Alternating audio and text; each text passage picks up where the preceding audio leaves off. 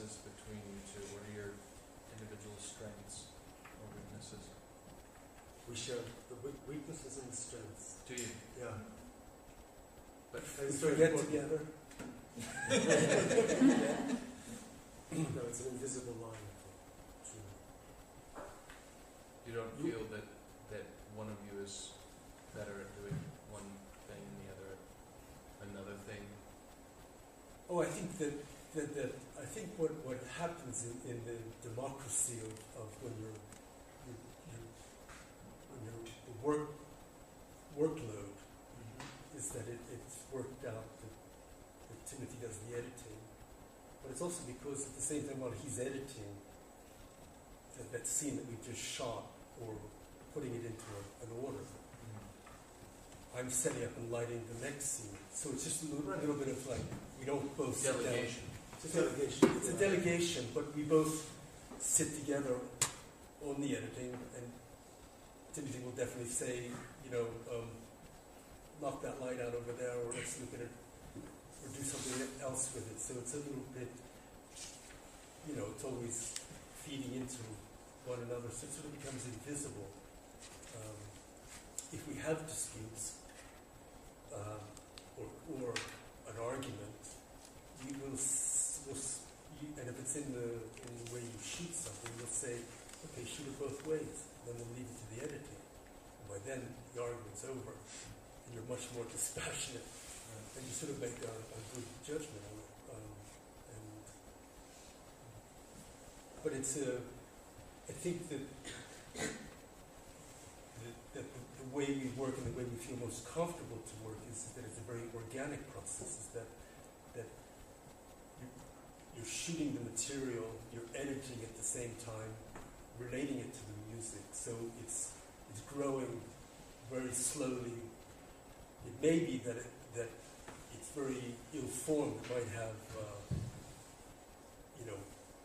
no head, a very thick torso, two arms on one side of the body, and slightly leaning.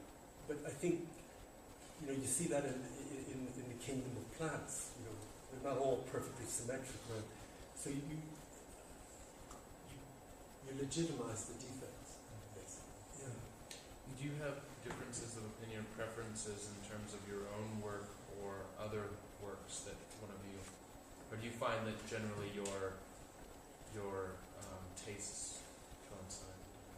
They coincide. I mean, there's not a moment when we don't see one image, we tell the other about it. Usually we'll both say, look at this, and we'll both respond with astonishment. It's never like saying, why are you showing me that? I think we've been together for all this existence, so there's not one thing that escapes us. I mean, right, but you might think, oh, well, I'm particularly fond of this thing within our own work or within somebody else's work, and you might say, well, no, I prefer this, or is there just a general consensus? Well, I mean, at the beginning, when you were an art student, we both did you had to do your own drawing. Sure. You didn't have to help each other finish it.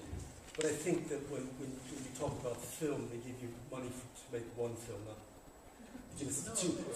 So it became, for us, a very interesting way to collaborate, because ideally it's a pretty good format to identical twins to work together, because a lot of animators come up to us and say, God, I wish I had a twin to work with, because I think it's very hard to find somebody who's willing to submit to the rigors of animation or patience, or that's not easy to find good collaborators. Right. I don't know if you know the Czech painters Jitka and Květa Valova, they're identical twins, always live together, have a very similar style, but there's a quite clear distinction between each of them, and they work on each other's works and so on, but it's not a collaboration. There is a line. Are they identical or fraternal? They're identical. Yeah. I think that their work would be interesting for you guys to Right. Already. Okay. When did the collaboration begin? Did it begin at art school? Have you always been collaborating? Only when we started making films at the age of 32. But up to that point, it was individually based, single pieces by both of us. I mean, you look over your shoulder at me and you say like, that's nice or whatever, but I think the premise of absolving individuality and making it a single duality, I think is far more attractive to how you approach making a film. In other words, when people say, how do you begin making your decors? And you can say, well, he begins at the right, I begin at the left, and in the middle. And in a way, this is transference. You can't help but see what the other one's doing to say, that may not inform quite what we're doing. What if we did this? So there's always a bit of play. What was your first project? What was your first animation? Well, I mean, the first official one, I think, was the one we mentioned yesterday. Okay. I think coming back from America to London, going to Amsterdam, and then doing a puppet film. Collaborating on trying to find out how to make a puppet film. That was the first time. When you first collaborated on film, were you at that moment convinced that's it for collaboration, or was there any hesitation that you would make your own work after that? I think there was I don't think we actually thought about it. I think we just it was natural, it was instinctive.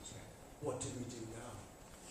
And then we decide together and say, well, let's go to the library. Or, And your individual works when you were in art school, would you characterize them as being very similar or quite different? And is your collaborative work this third entity altogether, or is there similarities between what you were doing on your own? it was quite different, but always sort of black and white. we never got into color. But I know now that, for instance, that the difference is also marked by, we've always said whoever makes the puppet animates the puppet, because he's come to terms with both an inner picture and also, if it doesn't work well, it's his fucking fault. I'm not going to help you. No, that's just joking. But it was always the feeling that